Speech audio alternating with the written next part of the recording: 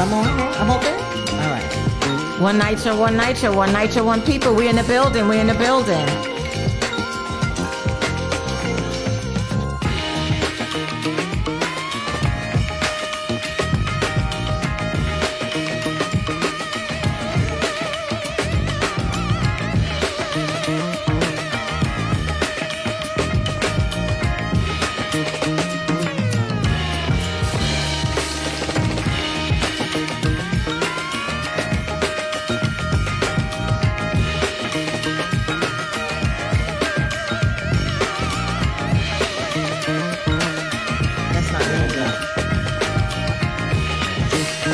All right, one night show, one people. We are in the building. We are in the building.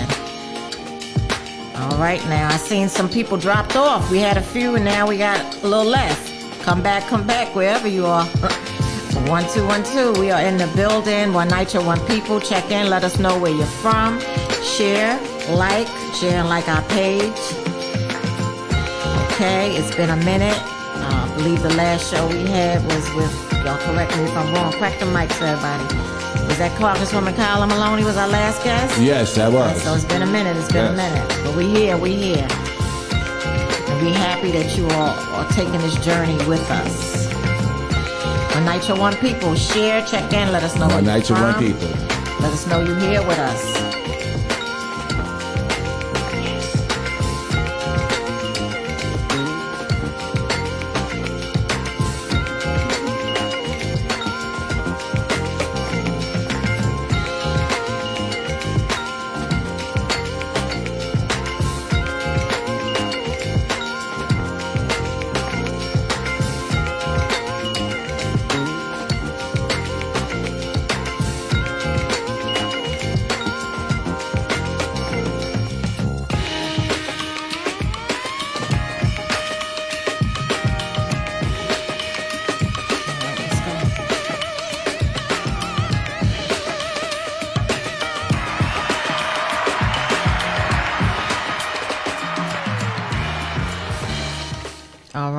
All right. Welcome back. We are here in the building. Money Mike, you here?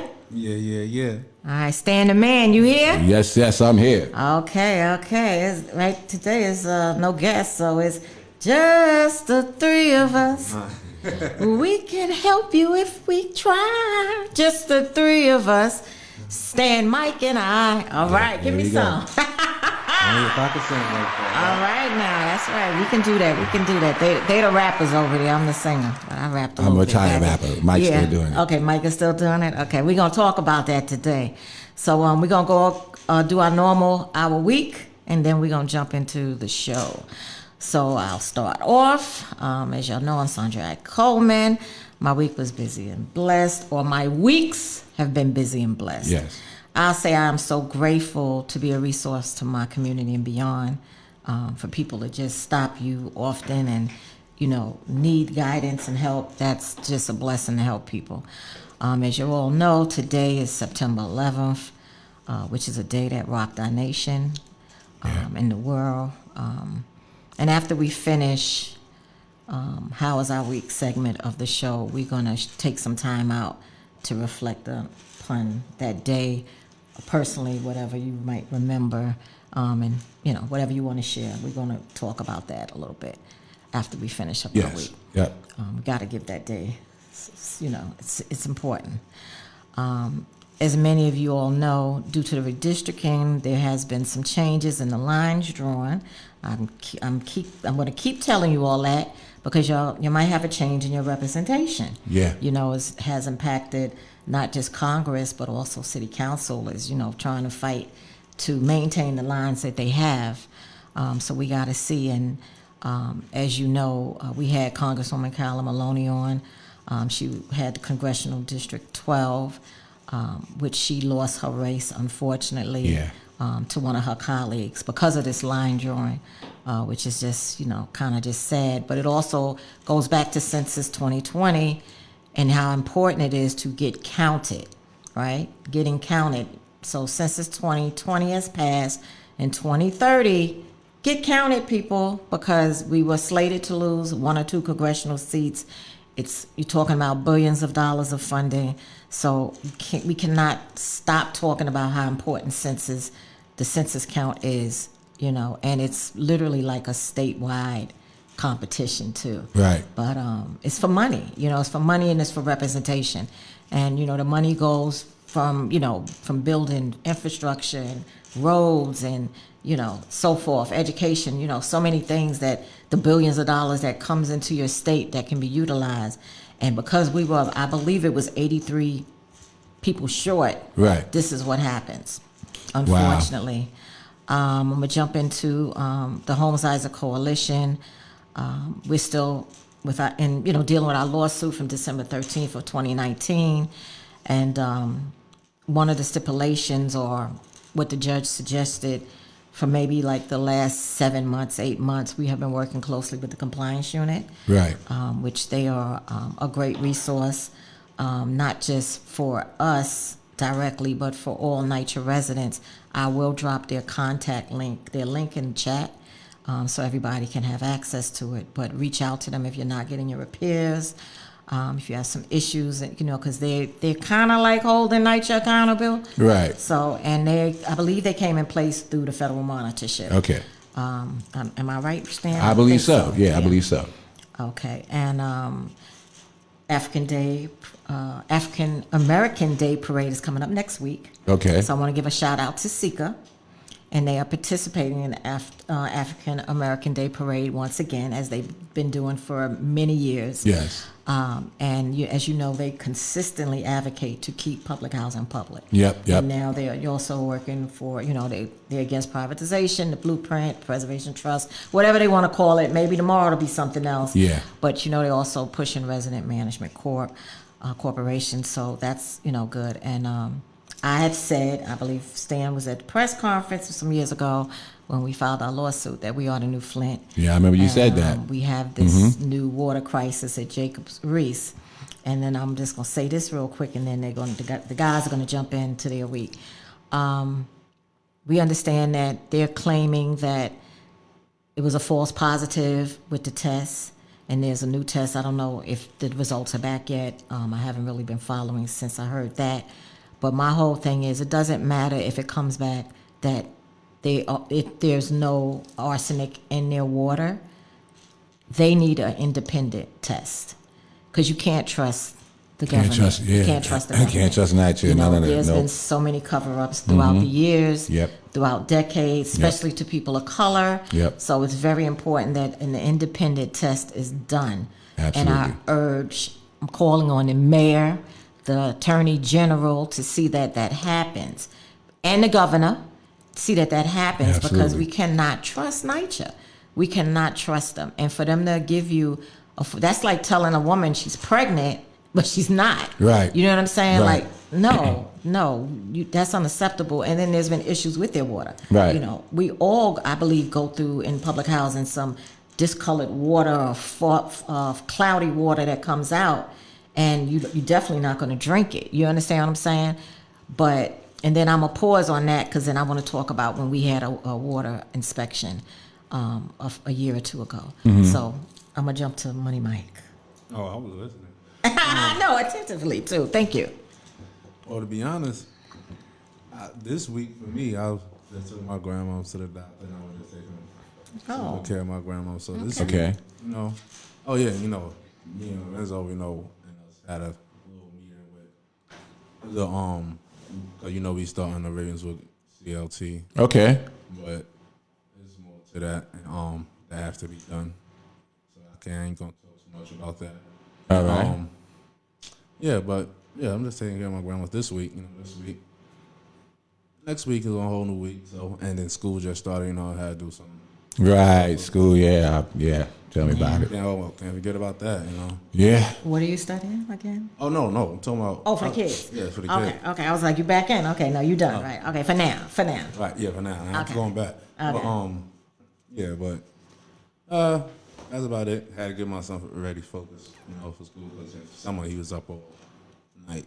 He can hang. You have 2 kids or 1? 2. Girl, boy. Girl, boy. Okay. But, what's the ages? Who I'm 13. Oh wow, okay. So who's the 13 is the son? My son, yes. Okay, My son is yeah. 13. My daughter. Is he taller than you yet? He's getting there. He's getting there. Okay. He trying to do his push-ups and everything. He trying to And show he gonna you, get up yeah. there. You playing ball or anything? You playing some To ball? be honest, he likes soccer. I don't know. Okay. Hey, well, That's all ain't nothing wrong with that. I ain't saying nothing wrong Sport with is that. a sport. But, Right. Sport is a sport, but I don't know. We're gonna see when he gets there. If he wants to play Soccer, some ball, let me soccer, know. football, right? Right, In the country, right. so- That's the biggest sport in the world. Yeah, the World More than Cup, all of world- football and basketball He and might all be in of the that. World Cup. You never know. Yeah. Never know. Okay, cool. Let's. Right, but you know, like I always say, I'm gonna have to screw it up. Usually, I'll be the last one to say my week, and I could just pass it over to the guest when we have one. But now I got Stan to throw. We flip it around because we kind of trying to go like that. I think that's a good way to go. I we're going like this that. way now Yeah. because It's good, but at least now I always got somebody to throw. So he's not gonna throw it right to Stan. Like, tell me, Stan the man, what you All right. going through for the week? Toss it. Well, I'll just say, first thing I want to say, we had a great event for Black August in Queensbridge with PSL, the Party for Socialist Liberation. Saundrea came out and spoke and represented the NYCHA issues. And we had City Councilwoman Julie Wan showed up with some book bags for the kids, and we gave out some school supplies, and it was really good, to really bring information, to the residents of Queensbridge, who again, many of them still don't know what's going on with the Preservation Trust, the Blueprint, RAD, whatever you want to call it. There's still a great amount of people that are unaware of really what's happening, which is really amazing, as they continue to move forward, with somewhat lightning speed. To shove this down our throat, so it was great to have that event. It was good to be organizing in Queensbridge, I haven't been there in a minute, after leaving Justice for All, so to get back there was really, really good. And there was some footage too. There's some footage, yeah, so we probably share some, I think, on the page thing we might have if we haven't. Live. Yeah, we went live. Yeah, we went live, yeah, so we was able to do that, and we will be having more meetings. That was a community event, we did speak about moving from the podcast and going into the community, so we are at that stage of doing that.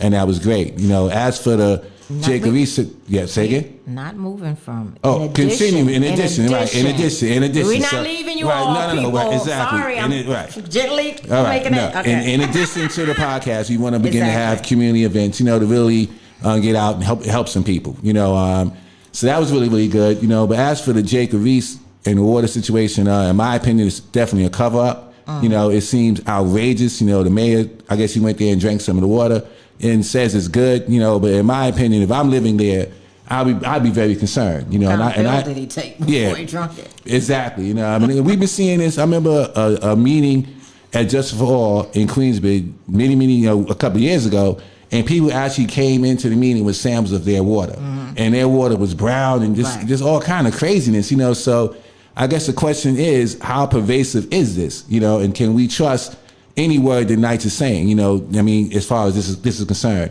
So I'm concerned, and I know that any New York City resident should be concerned about this issue, whether you live in NYCHA or not, So I agree with Saundrea. We calling out the mayor, the governor. It should be an independent probe. I would not trust any probe that's coming from NYCHA, who has lied about the lead, who's lied about mold, who's lied about so many other different things, So why would we think ever that they're going to tell us the truth now, So I think it's a cover up, and we should all get behind this and fight. I know at some point we want to go out there and maybe talk to some residents to really bring this out, because this is a tragedy, of major proportions, and it has to be addressed, So we're excited to be back, and a lot more to come. Yeah, and just to, I guess we can continue the water topic, and then we'll jump into September 11th. But they're testing the tap water. They're testing how they do up top the what's that called, the water tanks. Right. They do all this type of testing. But how about just testing the actual water that's coming out somebody's faucet? Right. What's directly coming to them? Right. Rather that we bathe in, that we drink. Some of us that drink, we cook with right. it. We wash our dishes. We wash our chicken and collard greens or whatever we eat. Right. Absolutely. We gotta clean. 'Cause sure. I hope y'all wash it. I hope y'all don't rinse your collard greens. You have to wash your collard greens. Right. Okay. Right. Okay. Cooking Because gritty. Let me tell you something. Gritty greens. It's dirty greens. So you ever had somebody greens? Because I experienced that before. I was like, oh, these greens are dirty. Right. That's that's dirt. But Sure. So we definitely They have to do what they need to do, and Right. that there's some testing that we can get on our own to test our own water. You can go online. There's so many ways to do certain things, but the city has to step up and stop Yeah. playing games. I seen Greg Russ struggling to talk to the crowd. Yeah, I of saw that. people, Yeah, I saw him up there and sitting up there looking crazy. struggling Right. to talk. I mean, it's pathetic. It's pathetic. Incredible. It's pathetic. Incredible. Pathetic. But also, a few years, maybe a year or so ago, because it was since the pandemic, and Greg Russ has signed the letter, and it was in our hallway that the results from our water inspection Right. was in office, and you can go in to the management office and actually review it. So, Okay. me being me, because I've never seen that before. Right. Okay? So this is what I'm saying. Like, this is something that we're entitled to every year. Absolutely. When they do these inspections, we can go in and find out. But it was publicized, like it was really out there. So I went in and I sat with my manager and I said, can I take a picture of this document? Okay, I have a copy? No. Can I take a picture of the document? No. Right. Okay, can I take notes? No. Wow. No. Wow. So, me being me, I read it to myself, and I'm going to leave it at that. Okay? Okay. Because I'm no fool, and I'm going to leave it at that. I read it to myself out loud, Right.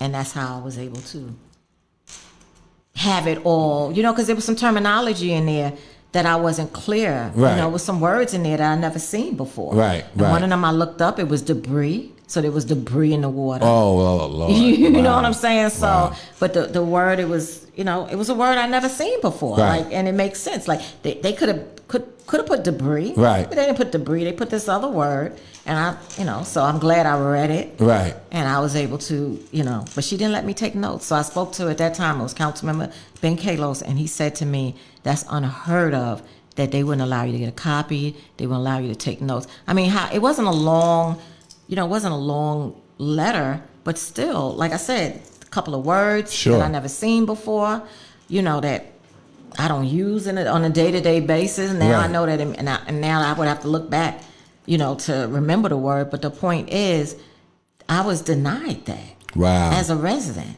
Wow. Yeah. Right. But, any more on the water? Go ahead. Oh no, well, yeah. Audrey had a question.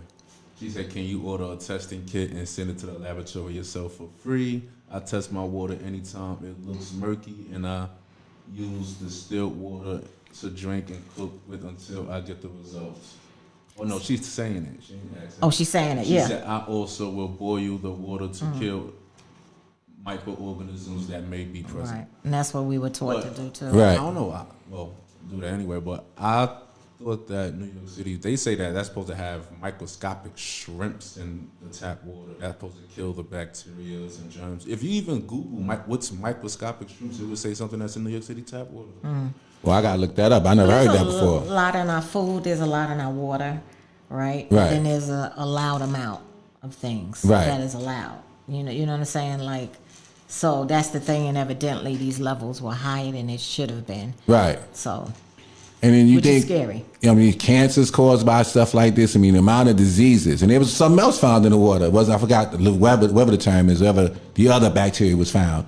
But it's just incredible. I mean, this is really killing people in their apartments. If you're drinking water that's contaminated, the damage that could be done to you is unbelievable. And for them to kind of play around with this, and treat it this way is just it's insane. Yeah. It's inhumane is what it is. And just how pervasive is this throughout NYCHA becomes the question. Are there other developments that are having this issue? Right. And if one is, why would we think there are not others? Right. So that's a question for everyone to answer. And we're in September, Right. right? So to the NYCHA chair, Greg Russ, to the mayor, Adams, and to the governor, Hochul. Did I say that Yeah, right? okay, you said it right. So I know we had a inspection already at Holmes and Isaacs.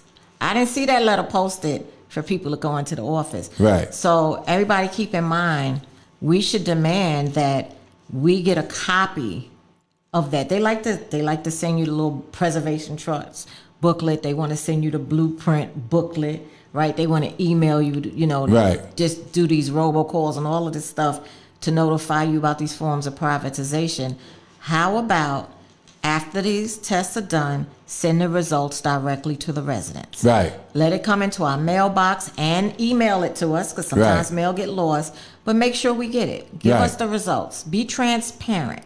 Right. If you want to gain trust of the residents, transparency is very important, because NYCHA is not ever held accountable for nothing. Well, I spoke to a resident this week, and one in Queensbridge and one in Ravenswood. The one in Ravenswood probably has lead in her apartment. They came in March and actually notified her to let her know that you may have lead in your apartment. So they notified her in March.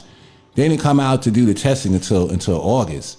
And then they're saying they're not going to be able to let her know for like another couple of months. So this is incredible. That means how long would that child, she has a 4-year-old grandbaby that she lives with. So her and his grandbaby could be living in lead, for this amount of time without no accountability from NYCHA. We called and spoke to the inspector, and he was like, well, there's nothing more I can tell you. And we sent out a letter, an email, and then the compliance office did reply to a certain extent. They said they're going to maybe help out, and we shall see. But this is happening all the time, whether it's the water, whether it's lead, whether it's mold. They have say maybe, food. or did they say they'll help? They're looking into it. So Okay. we got to see what they're going to do. Hopefully Right. there'll be They're some. good. Brad is good. Right, there'd be some resolution and some answers, but I mean, this is common, of residents dealing with issues like this and can't get answers about lead and mold, and people literally are dying, So this is really not nothing to wash over or anything like that. This is critical, Yeah. and it's pervasive. It's not just this one incident. It is Right. pervasive. Yeah, they not they true to what they do. Criminal is what they are. Yeah. People should be going to jail. Yeah, they're literally what they do. Criminal. Criminal. And it's sad to just be living in the dark. Right, can you imagine? And think of the demographics of seniors that Right. don't have that fight. Right. You know what I mean? In them, that you and I and other advocates and some resident council presidents that, really are involved in their community, Right. are helping their residents. But the seniors, they suffering. I They mean- are literally suffering. They moved a lady out of Holmes Towers. It's a temporary move. They moved her in February into my building. I'm in Isaac Houses. They told her it'll be 2 months. They're fixing her ceiling because of asbestos. Do you know she's still there? She's still there. I think that's her husband, I would assume. Still there. Not happy. Wow. Because you had to move into another building, Right. which is still your sister development.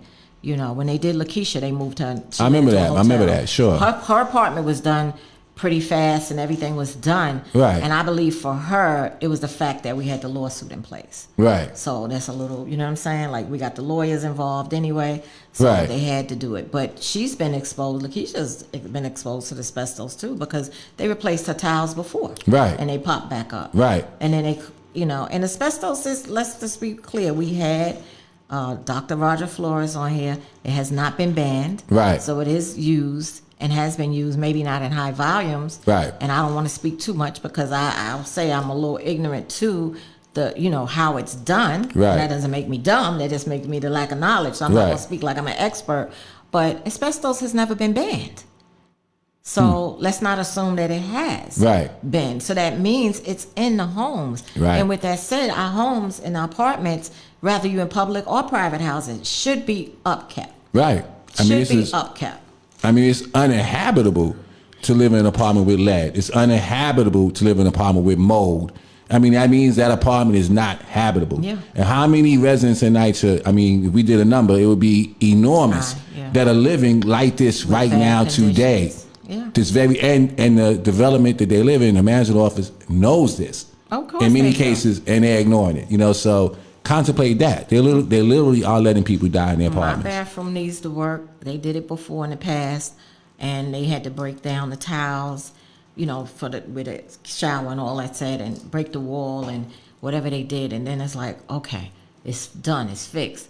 And now it's bubbling up. So this has been about 2 years. So I was Right. on the worst landlord list twice. Right. The federal monitor investigators came to my home. Right.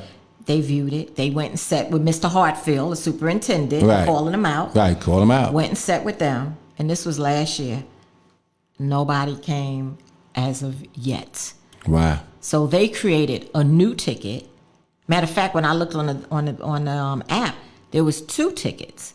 So they're calling it. So if it's plastering and you just go, whatever you got to do, scrape and do it, then fix it. Right. You know what I'm saying? Right. Because this is my shower head, you know, and it's like, so I usually keep my bathroom kind of closed. I'm not, you know, I'm not that comfortable in my Right. bathroom. Right. You know, I mean, I know people. I've been to people apartments. I've seen bathrooms, so mine's is not as bad. No, it's not bad like theirs, but still, if you don't fix it, it gets worse and worse. Sure. And worse. Sure. And Money. they're playing Russian roulette with Right. our lives. Right. Money Mike, I think you was gonna say something. Oh no, I was just still looking at Audrey wrote another comment about the water. Okay, Audrey. She have Childhood friend there from Lafayette Gardens. Go ahead. She have a chemistry degree. Okay. She say boiling water, you know, helps some, but drinking chemicals that cause cancer cannot be boiled safe. Wow. So, Wow. Wow. I Wow. am waiting for them to realize they can convert all those empty office buildings into housing for all the people who have been waiting for years for Section 8 vouchers. Enough already. Right. No, it's all scandalous. You know, it's just terrible. And we also this week I spoke to a resident in a development in the Bronx that's going through a rad conversion. What development is that? You know? I forgot I can't call a name now. You know, I can't at the moment. Okay. But we're gonna go out there, you know, sometime this week. And in their case, and I guess the reason why that's so important is they always tell the residents that when we go through these conversions, you get rad, everything's gonna be beautiful, your apartment's gonna look great, so forth, so on. In this case, they painted over the mold. There was mold in her apartment. They just painted over it, so it came back. And so she's calling the management office, you know, getting no response. And again, NYCHA responded to this letter of complaint. And they said, well, I don't know if this is a rad conversion. I guess they're questioning that. We're going to go get the result when we go speak to her. She told me directly. It's a new conversion? She said it's in the process. You know. So them NYCHA still right, still responsible for the repairs and still ignoring it. It just, it's nonsense, you know. So we're going to go talk to her and expose just really what's going on. Because they're selling you a false narrative. You know, it's not like they're describing it at all. And if it's bad, like what they did with the lady from Boulevard Houses that I connected you with, right? Yep. Because she was actually fixing up somebody's apartment in my building. This lady was a NYCHA resident, and she was a plasterer or working with the plaster helper, right? But whatever her title was, and she approached me because she seen how bad the apartment was, and she said, "My apartment is bad. It's worse." Wow. I said, "What?" And then when she told me, she was at Boulevard Houses, new rad conversion, and Brad from the compliance unit. When I went to testify at City Hall, I think I was the only resident there to testify in person. Everybody else was online. And him and I talked. I showed him the pictures, and he took her information, and they actually relocated that resident. Yes, that's great. how bad it was. Right. So now she's no longer under. You know, she's in a development that's most likely not a rad converted because it's a NYCHA development. But just think about that. Just think about that. This woman is doing the work and preserving people's homes, and her apartment is worse. Insanity.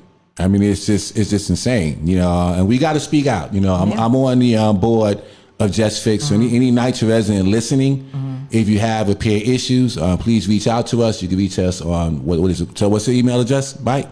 What's Saundrea? onenightchatv@gmail.com. Right. So ONE NYCHATV@gmail.com. So if any NYCHA resident is listening, do not suffer in silence. You can send a letter of complaint, you know, that we will send, you know, to your manager's office, certified mail, and we will also send that to your elected officials, you know, who are representing you. You know, so in essence, we're doing a lot of work that those you vote for should be doing, you know, but we're going to make them do their job. You know, don't come and just take a picture, you know, when it's time to get elected and then disappear. You know, one thing I could say about Carolyn Maloney, as we talked about, she wasn't like that, you know, so I'm speaking now with Julie Wan. I'm going to call all of y'all out. You know, I'm Tiffany Caban and all the rest of y'all who are in the area that I used to work in and still continue to work in. Are you going to be as proactive as she was? You know, and I'm not gonna say I'm gonna give them a shot, but I know that they received these emails too from these letters of complaints, and we're putting the residents directly in touch with them. So we're gonna see now, are you gonna do your job? Because you're being paid to do this. I mean, you work for us. Yeah. We don't work for Not you. the other way around. Right. That's We don't. You work for us. So we're gonna see what they do, and we're gonna follow the story. Yeah. And I would say to Julie Wan's office, we had a nice conversation, and we'll see what you do.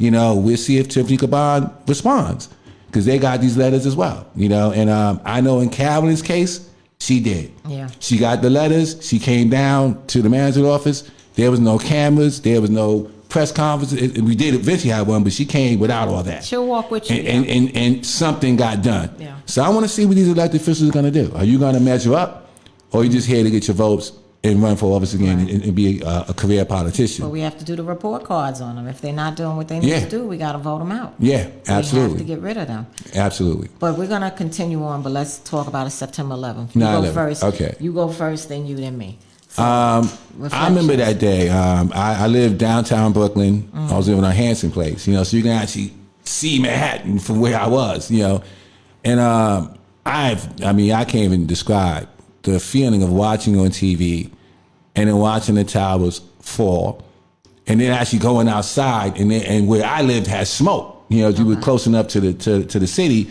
where the smoke was in my neighborhood, downtown Brooklyn. Right. And it was just unbelievable, surreal. Something like that can actually happen, and to watch so many loss of life happen instantly. As it's coming down, that's death and destruction. So it was something like I've never experienced before, and pray to God I never experience nothing like that again. Yeah. And not just here, right? Right. The Pentagon. Right. Yeah. It just continued on. It was like the story just kept going. As incredible as it was, it just kept going and got more and more incredible as it went. So.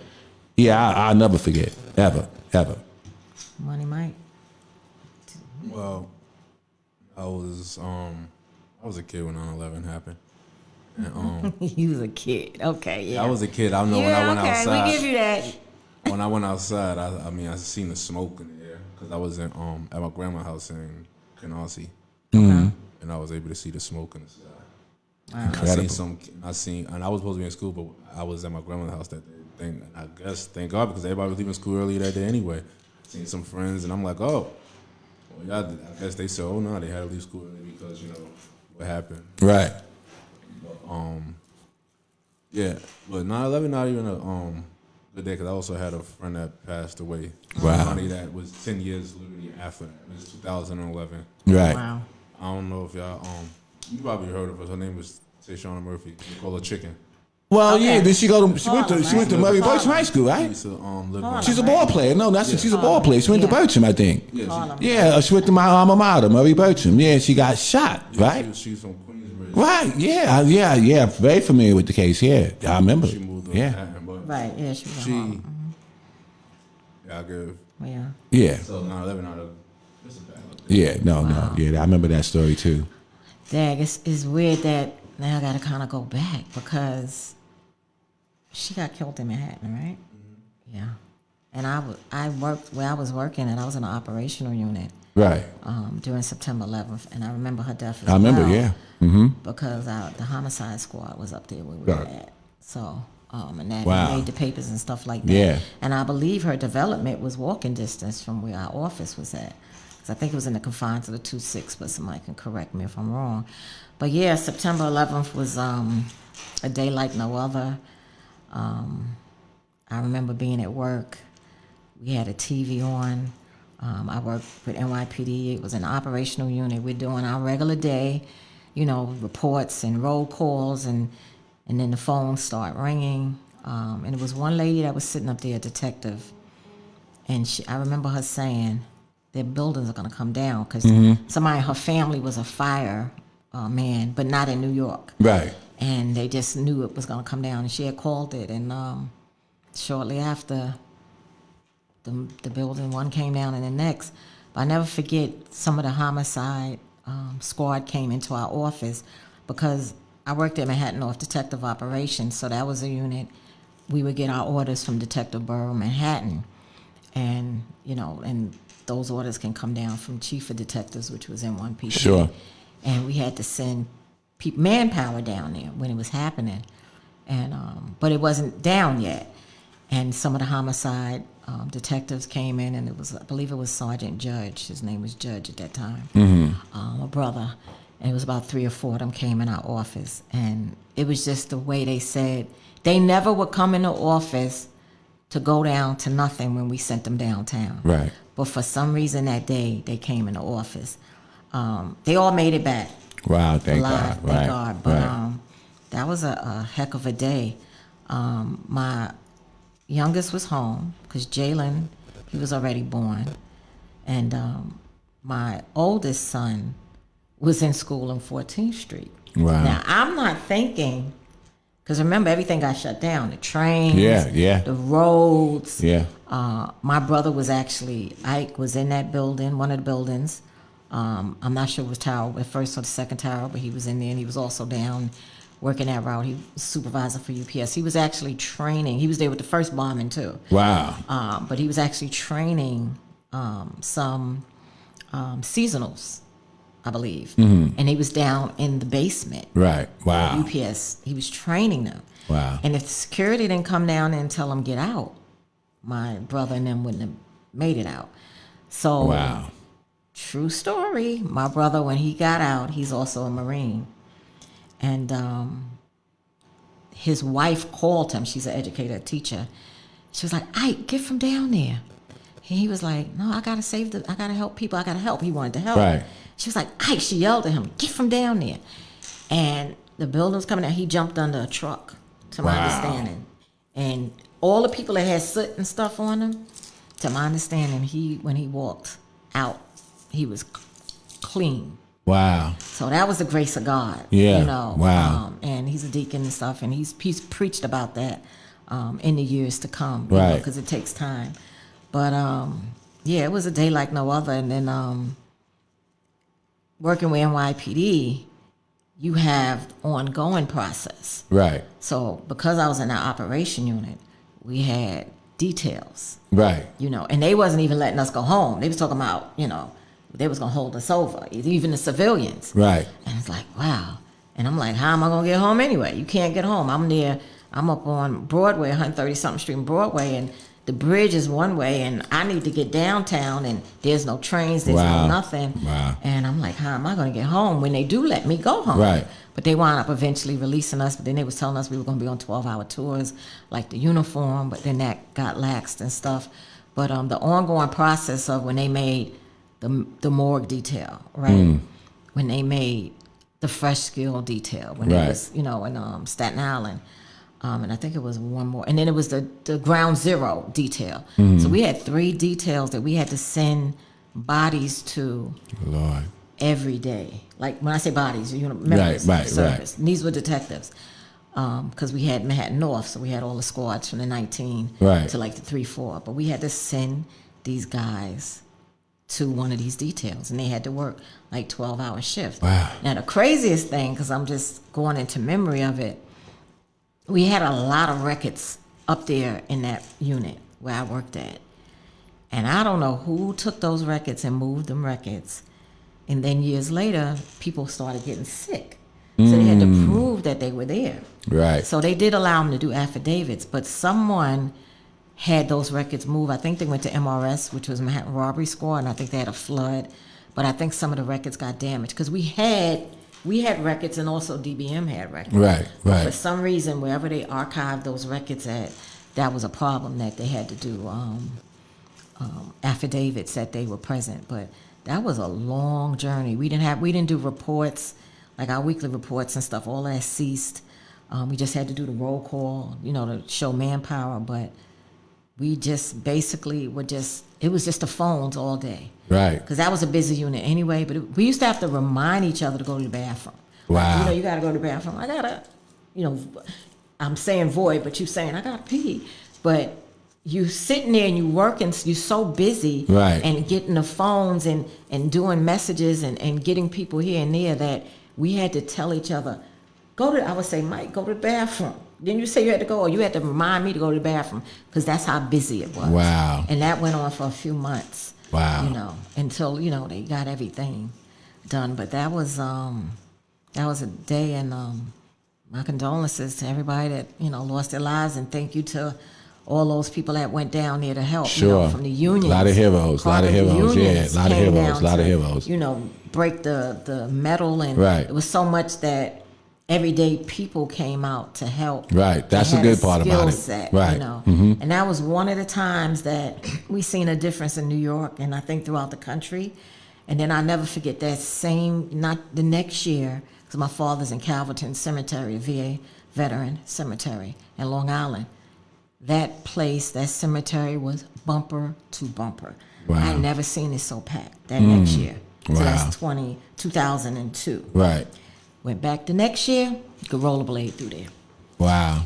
That's it. But yeah, that's my reflection. I'm sorry, it was memorable because I was like, I wasn't out in that, but I had to do a lot of work. And like I said, with my son, back to him, Anthony, I forgot where he was at, and he was struggling to get home. Wow. I think he was like 14 or something at that time. He was struggling to get home.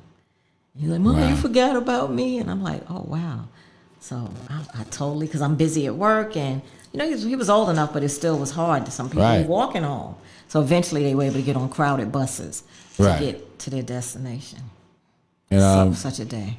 and you fast forward 21 years now, and the terrorists then, Bin Laden and such, but now in our country today, the terrorists are really the white supremacists.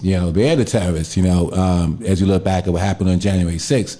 So that's how much we've changed, as a country, where the homegrown terrorists are the biggest threat. Not even foreign terrorists. They've always been there, though. Yes, but now they're out in the open, so, I just want folks to know that.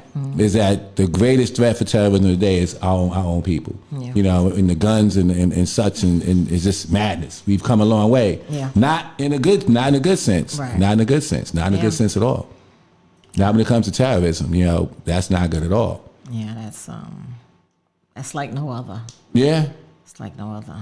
And on that note, I also say that Donald Trump, I don't know if you guys are following that, but Lord, if he don't go to jail, I mean, can you imagine, what he's caught with now? Treason. I mean, he's actually, I know everybody's following it, but to take documents, now we hearing the documents had nuclear information from other, this is like some serious stuff, that he has in a drawer somewhere, and it's unbelievable, that he is not in prison. I don't understand it. I don't know how anybody else can understand it. He should be in jail, because that's terrorism. You want to talk about 9/11. This also is a form of terrorism, in a certain sense, produced by the so-called former president. So I know that's a statement, but that's the way I feel about it.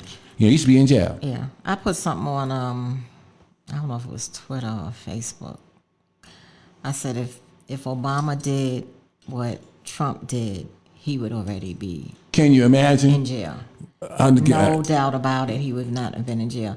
But that goes to white supremacy. We're not being racist. We're talking about history. Right. Historically, how this country has treated people, rather the people of color, how bad they treated, and just the disparities in the prison system, how we are prosecuted differently. How we are given lengthier sentences, how they get slaps on the wrist, or they not fit to serve in prison, it's unimaginable. And if this man is allowed to get away with this, then shame on this country. And I really say, and it seems inconceivable, but democracy in this country will be at risk. Yeah. Because if he runs, he got a good chance to win. Of course. And this is a criminal. Somebody that, I don't care what, he committed a crime. Them documents should never ever left. It's a crime. So we're gonna maybe elect a criminal to become our president. And he made copies. Of course. He made copies. And why would you even have that kind of information? It's just, I don't know. We're in a strange place as a country.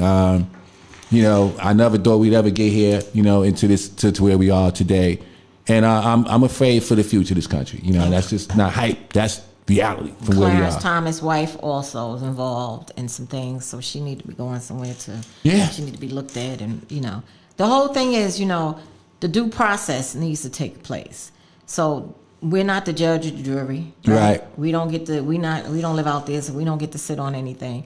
But at least when you see due process happening, meaning an arrest, an arraignment, right, and so forth, and then if there's going to be a trial or plea deals or whatever, when you see that taking place, you know that law enforcement and the judicial system is at work. Right. But when you see that he can do rallies, you can see that Clarence Thomas' wife, she's Caucasian, she could still walk around, and she was involved with some of the insurrection. Right, sure. This is just all criminal, and it still goes back to how this country is. Yeah. Unfortunately. Yeah. Call it what it is. Say it again. If it was Obama, he would have been locked up. And this is the same person that was chanting, leading the chants, lock her up. Right. Hillary. Exactly. And now nobody's chanting. And she's talking about some email server. You talking about this is classified information. Is way more dangerous than anything she could have had on her little email server. So for him not even to be indicted yet. Well, gifts, nothing he was supposed to take. Right.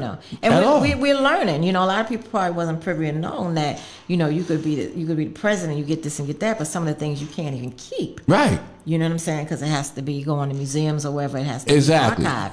But like you said, documents, boxes, and then there's things that are missing. Right. Things that are missing. Insanity.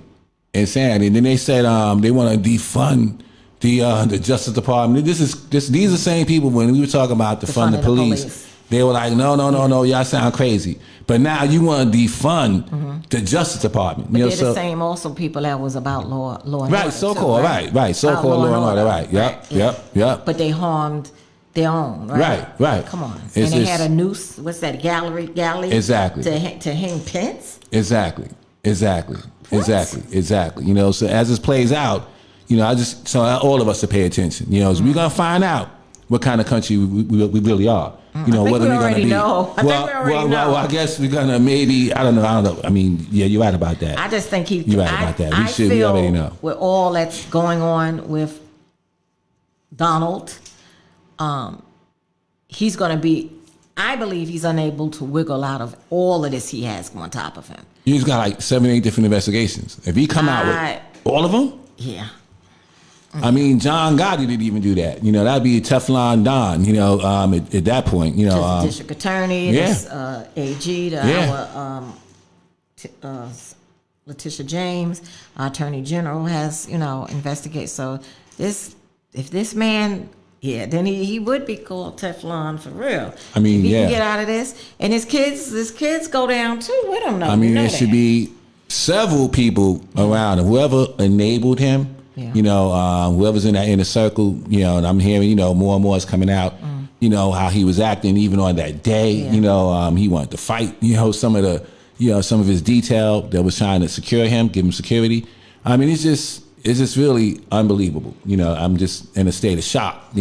Like a 9/11, as wild and crazy as that is, we're in a crisis like that today, even bigger, within our own selves as a country that we are putting upon our own selves.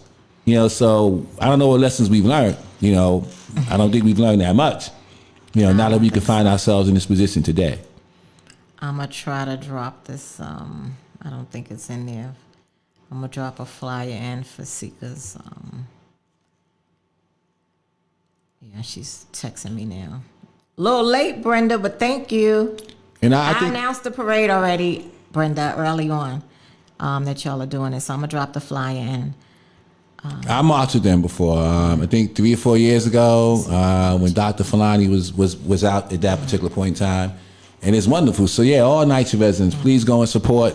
Especially now, we need a movement, and if this Reese situation with the water, doesn't fire up NYCHA residents all around the city to say, we got to come out now in force because they're, the way they're treating NYCHA residents, we are, and y'all are third world development type of situation. And that's what happens in a third world development. You can't even really drink the water. So we have to, really fight back, as they come against us, as they fight to do this privatization. which is total nonsense. We got to pay very close attention now. They had the so-called opt-in thing that they're adding to it, which supposedly gives NYCHA residents a voice. This is the time we got to speak out like never before to let them know that we don't want it, because, they're moving and, I'm not going to say we're losing the fight, but we're in a precarious situation at this moment. One of the things I fear about the opt-in thing and for the vote to take place for that, it's very scary because the resident council presidents will probably know ahead of time when that vote is going to come. Right. Who's getting the people to come down and vote? Right. The yay or nay. They're only getting the information from some people that's trying to keep public housing public, a group of us, some of us, Right. But they're not hitting the masses and they're not getting the information out the way that NYCHA is. Right. Sending us a booklet, right? Sending us emails, Propaganda. robocalls, and all of this stuff. Right. Had organizers knocking at our door at one time before the vote. That's one of the biggest problems. I believe NYCHA, when the vote is coming up to the development, it should be months in advance so we know that we could put it on our calendar. Right. And residents like ourselves can help organize residents to give them NYCHA's giving them the pros. We got to give them the cons. Right. Because that's one of the problems. Right. And I would hope, because I know my RA president and her board, they are for this. It was a blueprint at one time, and now the Preservation Trust, because she had Greg Russ come out to one of our meetings, and it was unannounced. It was secretive that he, and he just showed up. But, and he was telling everybody about Brian Holden was there with him. And Brian and I are cool. I like Brian Holden. Like, he sat next to me for a little bit, and we were just laughing and stuff. I think he's a guy that's just got a position, Right, well. Unfortunately, but he does listen to people, residents, because I've been in his office under the former chair, and with her in the office, we had a table, and I was with Community Voices. Right. And then we met with him several times. So Ms. Cole, he knows me pretty well. But it's a job, unfortunately. But you got to really listen to the people. You got to really hear the people. But we need to know in advance. We need to know not a couple of days before the vote, not a week before the vote. We need a couple of months in advance so people like us and organizers can organize and let the residents know, And I'm trying to find out if we're having a resident association meeting on Tuesday. I'm not sure if we're having one or not, but I would like organizers to come out that's want to help. Because I got to be in the meeting. Right. I got to be present. I want to be in there to hear what's going on. But we need people outside our community center when this is a call to action. When we're having our meetings, Holmes and Isaacs, and I think throughout the city, it should be when we know that there's meetings, we should be out there and traveling, right? Put out walking boots on and go. Yep. All the organizations from Seeker to, we name all this, Save Section 9, Residents Preserve Public Housing, that's having a meeting probably still now, or it might be over by now. But with that said, all of us need to come together and start hitting these meetings, being present outside, giving people literature, talking to them, informing them. Right. Because the cons, we're not learning of the cons of it through NYCHA. They're never going to tell you that. No, they're not. No. Right. They're not going to explain that we're going from Section 9 to Section 8. Right. They're not going to tell you the difference. Right. They're not going to break it down to the residents, and that's so unfortunate. Right. And it's so systemic. It's systemic racism at its best, but it's also the way they look at us. Right. How they view us. They don't view us as human. Right. You understand what I'm saying? Right. Because before you do something to somebody, or you what you're trying to do, it is in your best interest to be very transparent. And transparency would look like giving us the pros and cons yourself. Right. But they're not doing that. Not at all. And I'm glad we won this, and I'm going to touch base on this. I reached out to you saying, so last Monday that please tell that passed, story. Yep. the Holmes Isaac Coalition was hosting a scheduled meeting for our coalition. Right. And the flyer basically said, I think it was educating and empowering residents. Right. We had our internal agenda already ready. We were ready to go. We had access to the Isaac Center. The meeting was 7. We had the room from 7:30 to 8:30. We're going to be our very first meeting in a while. We had a few since the pandemic and stuff like that, and to help with the lawsuit, because we still have always got work to do. Right. But the resident council president of Isaac Houses, I'm not calling her name out because it's not worthy. It's not worthy to give her name, but you can find out who she is. She reached out, to my understanding, to management as well as who's over the Isaac Center. Right. And then there was a meeting, phone call. It was Lakeisha and myself, Lakeisha Taylor, one of the co-founders of Homes Isaac Coalition, myself, and the person from, I'll just say Rod. I'll throw it out there. Rod from the Isaac Center, which is Goddard. Right. Goddard Riverside. Goddard Riverside, thank you.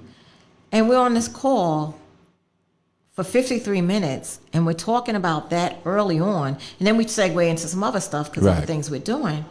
And then when it's getting, I'm like looking at the time, I got stuff to do. Like, we go back to that subject, and so we're gonna have the meeting, right? Right. And it's like, no, can't have them because it was pressure. Called and this and that.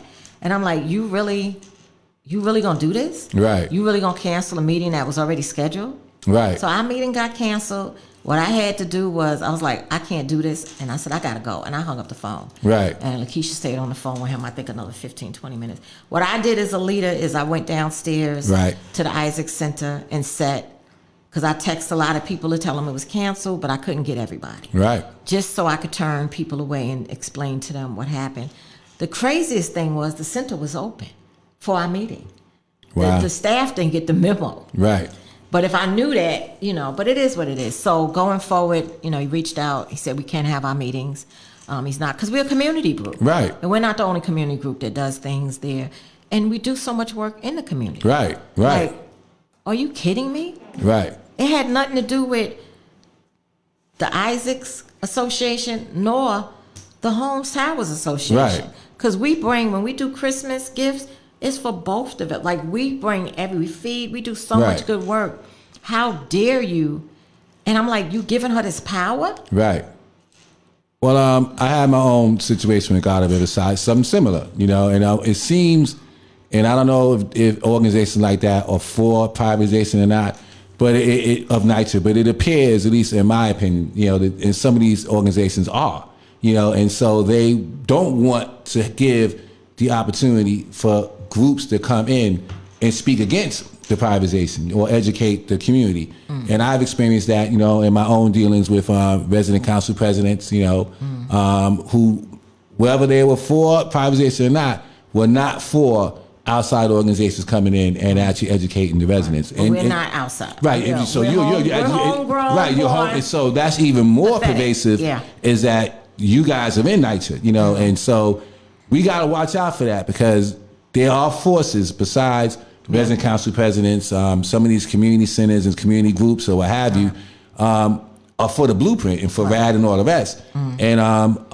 is there going to be censorship? Are we going to be able to have our meetings, to really educate the residents while they're being bombarded, like you mentioned, with all this propaganda, But if we're silenced, then they again will steamroll this through, So we got to fight, levels. And I'm going to just say, be careful and watch your resident council presidents, find out where they stand. I think that's going to be very critical, in this new phase we're in, because if they go to resident council president, that person says, yeah, we're for it. And there's not enough voices within the development to say, no, we don't want it, well, then your development is going to be converted, so, we got to pay close attention, and the trust.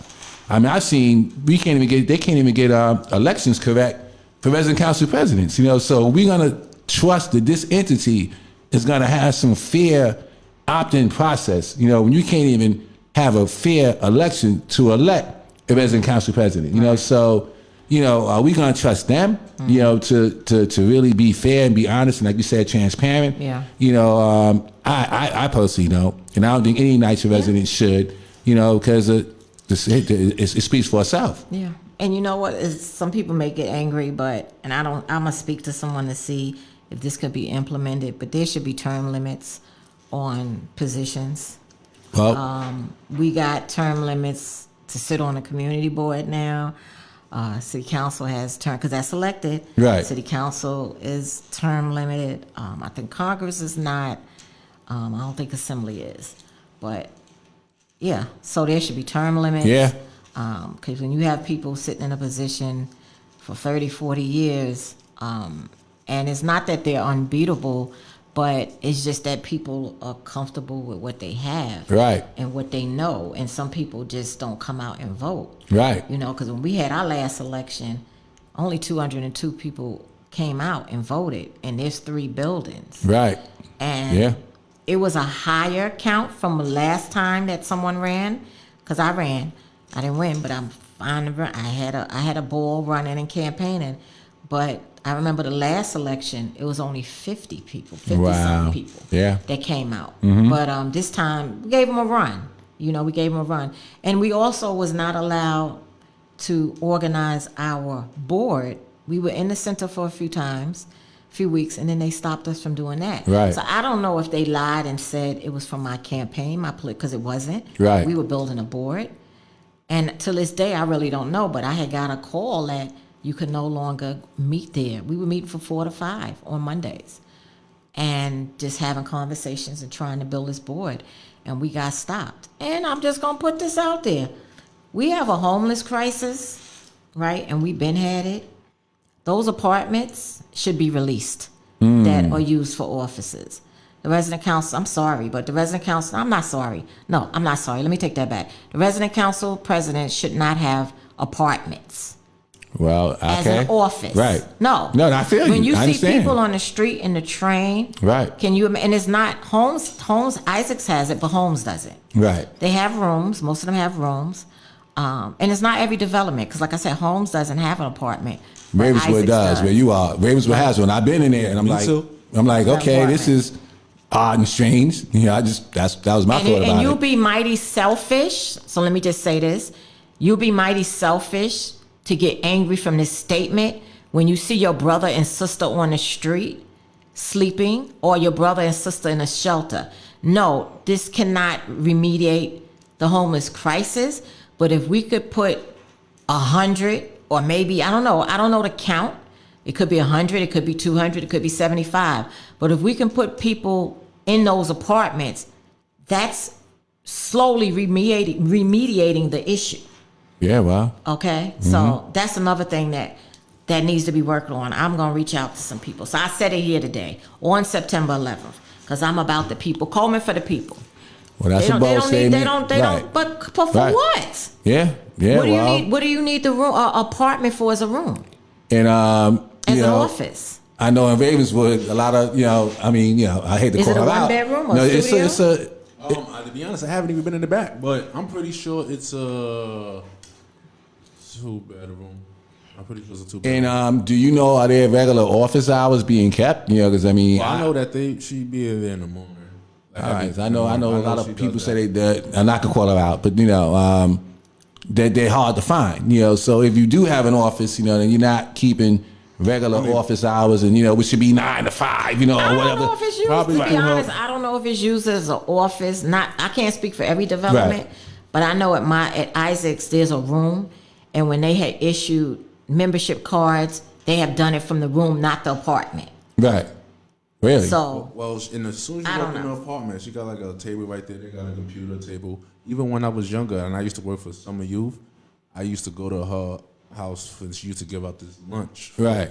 for the kids that came over for lunch. From I the don't know apartment? Yeah, from the apartment. I don't know what and we used to eat it there. I don't know what she do now. When I lived in I'm a McKinley's, they kid. did it from I'm the not a room. kid no more, and I don't. they did it from Right. the I room. don't know if she still does it for the children or not, to be honest. But I know in the summer she used to give out the like free lunch for the Right, lunchtime. right. I used to go there on my lunch break for when I was working with Summer Youth. Right. I don't know what she do now, but it's an apartment. I mean, I don't know. She I don't she even use know it. if I know Mayor she Adams bees in knows there. about I that. don't know if people go there and for appointments or they have meetings and they're not. I They don't might know. do their little board But internal meetings, but they also, some of them have a room. Right. And if you don't have a room and have an apartment, got the apartment because you don't have a room, then NYCHA need to give up one of those rooms that they use for storage and convert that into an office for you. Well, Because Lafayette Gardens, when I went with Ty is in a room, Okay. the room downstairs. Okay. I don't think he has an apartment. I don't think so. Right, But right. that's where he, we met Arvon. That's from somebody really big. I might have said his name wrong, but from NYCHA. Mm-hmm. But yeah, that to me, that's this ain't personal. That's like this business. Like there's people, I see people often, and I see people getting harmed in the streets. I see them getting all their stuff taken away by NYPD and sanitation, and when the Department of what's that, homeless? right. DHS. DHS, right? What's the S for? I can't think of it. So, Department of Homeless Services, there you right. go, Department of Homeless Services. When they come out like that, and they throw their belongings away. You know what I'm saying? Like you can't decipher what's valuable or not to a person. Right. You know. It's unconscionable. That's a bold statement, but you're right. We do have a homeless crisis, and one person, if you could help one person, then It's you've more done than right. one, I know, though. but It's more I know than exactly. one. But it's a great help. Yeah. It's a great help. Yeah. It's a great help. Put them into public housing. Put them into those rooms. Right. It's to me. It's no. I'm sorry. No, I'm not sorry. Let me say it again. I'm not sorry. It's just I can't. And I've been saying it, but I haven't said it publicly. I've had conversations, but I said it here, and I'll say it again. Those rooms, those apartments that resident council presidents have for an office or whatever they claim they use it for, or entitled to use it for. No. And if that's something through HUD, then that's a problem too. And that needs to be changed. I don't know if it's through HUD. I don't know if it's just, some type of understanding that they have. Because every development doesn't have it. Right. It's a lot needs to be changed. A lot needs to be changed. That's a big, bold statement. They need to fully fund NYCHA. I want to say we support that. We still haven't got the money from Washington. Still, they did pass a bill or what have you for climate control, and I'm not against any of all that. Everything's important, But it is amazing to me, really amazing, that $1 billion bill, infrastructure, or everything else is added, and there's no money for NYCHA at all. I mean, none. So I know Chuck came on the show, and I know he did what he could. And I guess it's the whole mansion issue and whatnot. But it's insane. And that's racism. That everything else should get funded, but where there are predominantly black and brown people, there was not a dime allocated, which is insanity. As we have situations like the water in Reese, I mean, this is what it's for, to redo these buildings and fix it so people can live decent lives. That's what the money's for. So as you look at what's going on in Jacob Reese, that's why this going on. Yeah. Because the buildings are old and corroded. We don't know what kind of pipes they have in there. And so if it's there, it's everywhere. But once again, that money was denied, and so we suffer. Yeah. NYCHA residents suffer. It's a shame. I'm gonna read 2 comments before we shut down. From my guy, hey Douglas Wilder. He said, join the SECA. Join SECA, yes. Committee for Independent Community Action at the African American Day Parade on Sunday, September 18th at 12 noon. Say no, got an explanation here, to privatization of NYCHA. I think I'll be out there, yeah. To NYCHA resident management. We are meeting at the northeast corner of 110th Street and Adam Clayton Powell Jr. Boulevard at 12 noon. March with us to 135th Street. Wear comfortable shoes and bring water. Also, Brenda Temple says, I was at Jacob Reese today. They are still distributing water and food. How can there be no problem with cloudy, smelly water? Lies. Wow. Kim says we got do what? You gotta read do that. what we're doing in education. Okay, God, something's missing there, so I can't read that. It made me look, okay. And the water distribution stops today, I heard. That's what Kim says. She said bird dogging. Brenda says they are trying to find more ways to kill us. Pure evil. Yeah. That's exactly what it is. I hope I don't mess her name up. Malia? anyway, I hope I ain't mess it up, honey. That's our intern. She said hi. She waved. She's not with us today, but y'all will meet her soon. Okay, great. Looking forward to it. Yeah, so welcome aboard. Let me see. Kevin Hodges says, how come private developers can develop public housing, but NYCHA can't? Right. I don't think they're actually public housing, though. They're not under the authority. So they'd probably develop housing, but it's not, because they're under the Faircloth Act. I believe it was 1937 or something like that. Don't quote me. But there's no more public housing can be built as of now. That's why they've been trying to repeal the Faircloth Act. Absolutely. Needed more public houses needed now Only more than ever. True affordable Right. housing. Exactly. She said, and the developers are horrible managers. That's Brenda.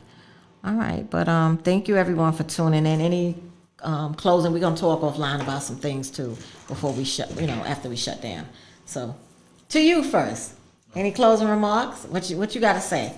You're normal. Go ahead. Yeah, my normal. I just want to tell everybody, share us, not just to your family, but to your friends and to your associates and to your enemies. Just share us, and like and subscribe to our YouTube page, One NYCHA TV, ONE, not the number, ONE NYCHA TV. That's our YouTube channel. If you want to email us, you can email us at onenightchatv@gmail.com. And here we go on Saundrea or Stan the Man, whoever wants. And I just want to say, any NYCHA resident that has any repair issues, I sit on the board at Just Fix. Please reach out so we can begin holding these folks accountable. Like, there should be a class action lawsuit at Jacob Reese. There should be class action lawsuits in many developments. And we could do that. We could submit these letters, take them to court, have a collective HP action or individual HP action, and force these courts to make these repairs, because really that's what should be happening right now. So we cannot suffer in silence. So last but not least, this should be a call this should be a call right now. What's going on in Jacob Reese should be a call to action for all NYCHA residents at this particular moment. We got to fight back. Yeah. In closing for me, since we talked about the unhoused, there was a safe haven that was going to be built on 91st between 1st and York Avenue. I sat on, it was like an advisory board, stakeholder. It's like a stakeholder advisory board. Sure. And Goddard was over it and overseeing it, and they were part of it because it was going to house about 80 people, women and men, that were in the community, actually, like out on the street. And for whatever reason, things got shifted and changed. There was some NIMBY, not in my backyard. Yeah. Not in my backyard. Right. People didn't want it. I was for it because, we do have shelters in the community. I think people might not know where their actual shelters in their community are, but there are shelters throughout the city, but we do have one or two. I think at least two in our community, but that was going to be it was a safe haven with security, and I advocated, when they were advocating for security, I was advocating for security for the residents, the people there, because of the NIMBY people, right? People that didn't really want them there, that felt they weren't welcome there. They were asking, well, what is their background, or are they sexy? All these crazy questions, when you could just look up your neighborhood and see, like, your neighbor might be a sex offender, okay? Right. So it was just stuff that was just like crazy to me, but I get people how they feel and scared. So anyway, make a long story short, this project that was happening has got nixed. And to my understanding, the Department of Homeland Services changed what it's going to be, and now it's going to be like an intake facility. So they'll be there no longer than 30 days. So Goddard has backed out because that's not what they do. Right. And unfortunately, now the NIMBY people, not in my backyard, now, unfortunately, you won't have people that would have been a part of your community, because the safe haven allows them to be there for a period of time, but much longer than 30 days, and then eventually transition to their own apartment. Right. It was very helpful. And now we're going to have an influx of people coming, different people, because they're only going to be there for 30 days. Right. So now you're in a worse spot. Right, actually, yeah. Right, instead of having a It's settled steady. population, Exactly. right, you're gonna have an influx of just people coming in. Yeah, right, Exactly. right. So, wow. You know what? It is what it is, and I think that just shows that people are ugly, and not saying ugly I'm saying ugly mean. Let me be clear with my wording. Right. People are being mean and ugly with their behavior. That now they're stuck with something that might be worse in their Right. eyes. I don't mind, but I just felt because the way it was, you see people laying on the street Right. in your community. Those people were coming into that safe haven. Wow. They had some already identified. Wow. And it's, built, but now it's switched to that. So DHS, you really give them a thumbs down. Give me a clap for giving them a Yeah. thumbs down, because I don't know if the mayor, whoever changed that was just horrible. That was a bad choice. And you couldn't have caved into the pressure from the people, the NIMBY, not in my backyard people, because they clearly can't want this now. Right. They clearly can't want Right. this. You fought, and now you got something worse Right. than what you were Yeah. fighting against. And Yeah, exactly. Right. That you right. could have got to know Peter, John, And welcome them Sally. into the community. Exactly. Right. Exactly. And I was also part of Open Hearts Initiative, which we were also advocating for that. We had did a letter and it made the papers and stuff like that. We all signed off, but come to find out, this transition wasn't publicized yet. So when our letter went out, it was already wiped out. We didn't know. So that's another thing. There's no transparency with the city, But with that said, I just hope that people that are unhoused can eventually get into places and be comfortable and Absolutely. have their own, because it's it's just it's not good. And those are some of your veterans or people that just when life happened, right? Or when I was homeless. It could happen to anybody. Anybody. Hard times, Yeah. Things happen. And then with that said, I don't want Maria to think that we skipped her question. Okay, go We okay. skipped her question. And, it's about Queen. She said, question, why are they fixing the outside of Queensbridge and not the inside of the apartments? She, I guess, took them to court and they was willing to pay $50,000 to a backup rent, but they never fixed the apartment. the outside, They fixed Well, the outside, but they ain't fixing the yeah, inside of the I'm- apartments. yeah, I know I- they did it in Ravensville a little bit. I don't know about Queensbridge if they did. I Inside think their that apartments. all Yeah, it's NYCHA just residents should deceiving. really be paying close attention. Because there is, in my opinion, a lot of privatization kind of going on under the radar. So if there's all of a sudden you see the outside of your development changing, when, like you said, they're not concerned about your apartment, but they could fix out the outer side of it. That seems very suspicious to me. That would be something that we should all be worried about. Because they're kind of sneaking it through. And we're not gonna say nothing today. well, you gotta find out. You really gotta find out, because was it a fact that something needed to be fixed? Right, but To Right. be honest, they switching the whole neighborhood, even with the streets in Ravenswood. these are It's used to be 2 lanes basically. Now they got a whole bus lane. They got you can't turn down to my block. If you want to turn left coming from Queensbridge, you can't. It's like basically turning into a mini Manhattan or something like that. But there's Yeah. some sneaky stuff going on, I think. I know we were getting off, but when I was up there, I took footage when I was coming in, because I liked what they were doing, showing the people, the prints of them on Queensbridge or something like that. I thought that was really, getting the community really networking together. And then when I was leaving the Queensbridge Park, I was doing footage of Queensbridge, because I was just looking at, how everything was up there and just showing people, touring them like the outside, because I was up there. Right. Because after I left McKinley Houses, I moved to Parkchester, which is a very nice neighborhood in the Bronx, and I was up there for a few years until public housing called me. I lived at 26 Metropolitan Oval, y'all, on the 6th floor. I was married to my ex. But anyway, remember I told you when I went to Queensbridge the very first time, I think that was in 2019, it was so nostalgic, Yeah. because it had that look, the oval, Yeah. and the stores down bottom. Right.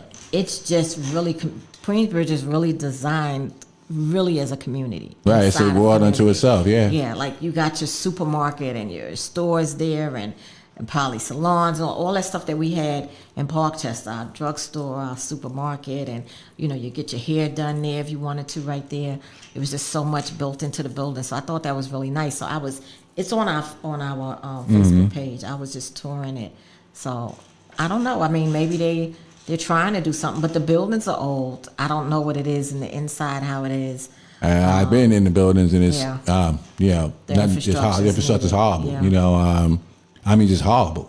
I am learning Horrible. that also, that if you're going, of course, if you're going under RAD, you know, blueprint ain't coming your way, right? Right. So, but We gotta pay attention. You know, they're doing they're one or the doing some other. things. Yeah, They're doing some one or the things. other. They're doing some things. We Public gotta housing will not be what it once was do. Right. and what it should be. Right. If we don't continue to fight. That's right. And we, the Coalition Homes, Isaacs Residents, we fought infill. Took us 4 years and we won. Give us some. We won that fight. And that, with that said, continue to fight. You gotta fight. Keep public housing public. We'll see y'all next week, either here or we might be at the parade filming. We'll talk offline. Yeah, we'll about talk that. offline. We'll talk offline about All that right. decision. One night, to One night to people. one people. All right. I'll drop. I'm gonna drop the. I couldn't put the picture in for this Seeker for the March for African Day Parade, but we'll post it on our page later as well. Okay. Everybody show up. One night to one people.